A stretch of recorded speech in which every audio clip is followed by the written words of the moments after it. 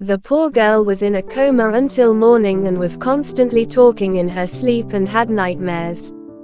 She stayed awake until the morning and prayed for her. Early in the morning the girl woke up while her forehead was cold and shouted, "Mother!" Her mother, who was sleeping next to the girl's bed while resting her head on her two hands, suddenly woke up and upon seeing the girl, hugged her and said, "Don't worry, my daughter, everything is over and you are at home now and the whole story is over."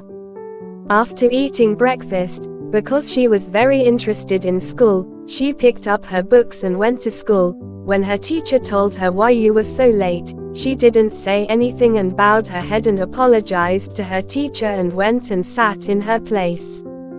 The girls of the nobles looked at her mockingly and chatted and laughed with each other with all their respect.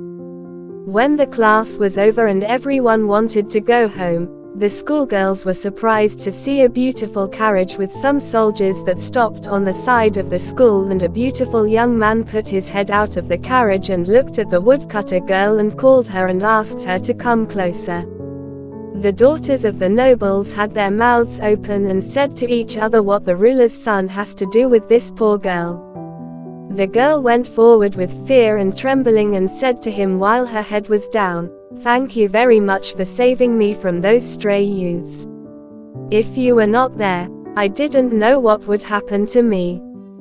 The son of the ruler smiled and said that I didn't do anything, and I am very thankful to God that He put you in my path, because for a long time my parents insistently want to choose a wife for me and I still haven't found a suitable wife, and yesterday I found her and you stole my heart. The little girl, who was covered in the sweat of shame on her forehead, stuttered and said, "Sir, forgive me, I must go home as soon as possible, otherwise it will be dark and my mother and father will worry about me."